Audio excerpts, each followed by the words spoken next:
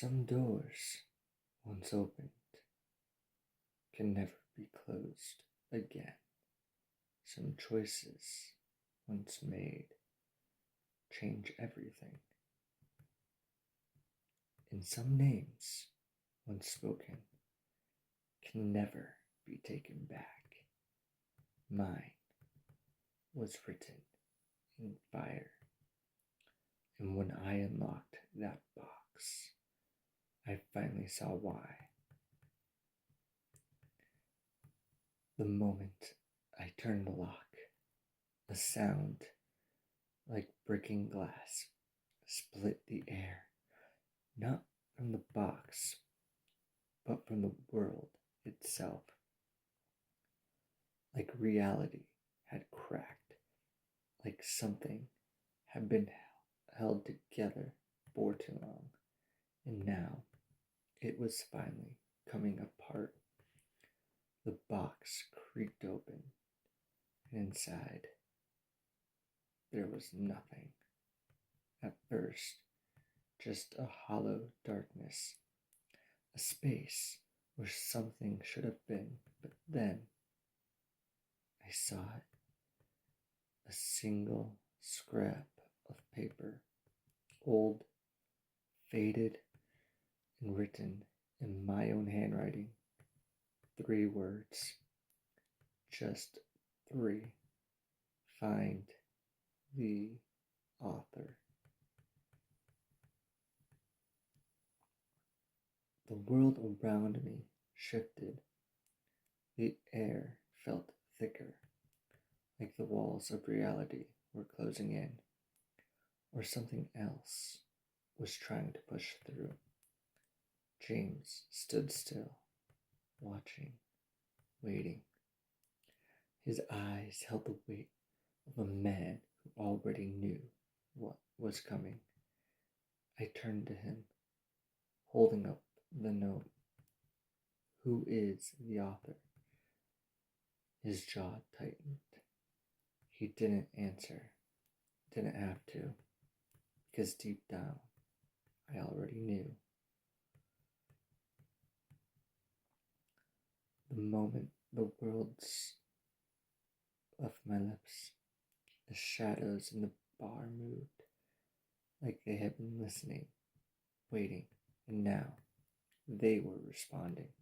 A shape formed in the flickering light, a figure not quite human, not quite real. It spoke, but not in a voice, not in words. It spoke in memories. Visions flashed before my eyes, scenes I had never lived, and yet they were mine. A road stretching into the unknown, a hand reaching out and letting go, a voice whispering a warning, and then a name, not my own, but one that felt like it had been branded into my very bones. A name I had spent my whole life trying to forget. The author. The bar was gone. James was gone. Everything was gone except the road. The one from the vision. The one I had seen before, but never walked. And at the very end of it, a house. Small, unassuming, but as I moved toward it, my heart pounded like it already knew what I would find inside. The door creaked open before I even touched it. Inside, a single room, a desk, a chair, and a man, back turned, writing. The sound of pen scratching against paper filled the air. I stepped forward, and as if he had been waiting for me all along, he spoke. You're late.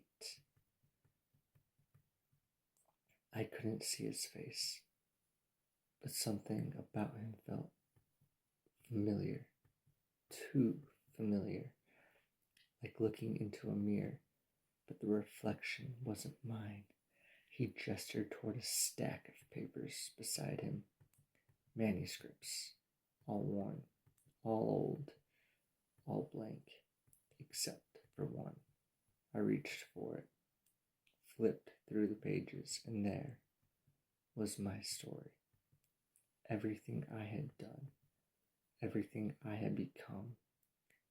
But there, at the very end, the pages were blank, waiting, the pen beside them drenched in ink. He turned toward me, and finally, I saw his face, and it was mine. It was me, but not me. An older version, a shadow, a ghost, or something else entirely.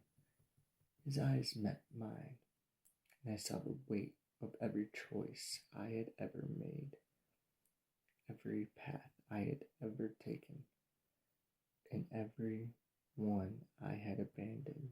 And then he slid the pen toward me. You wanted answers, he said. You wanted to know who the author is.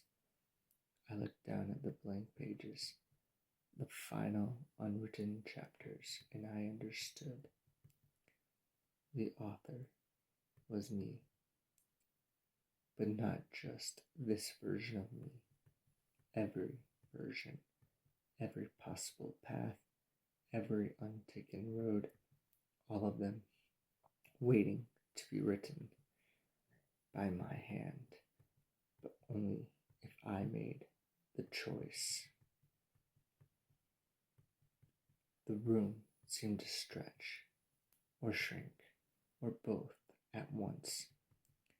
I reached for the pen, felt its weight in my palm. The ink glistened, and in its reflection I saw 1,000 versions of myself, some broken, some whole, some never having walked this road at all.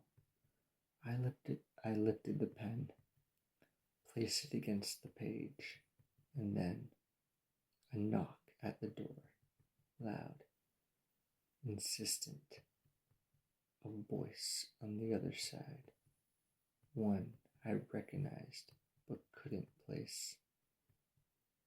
Stop. The word sent a chill through my spine. The pen trembled in my fingers, and then the door burst open, and everything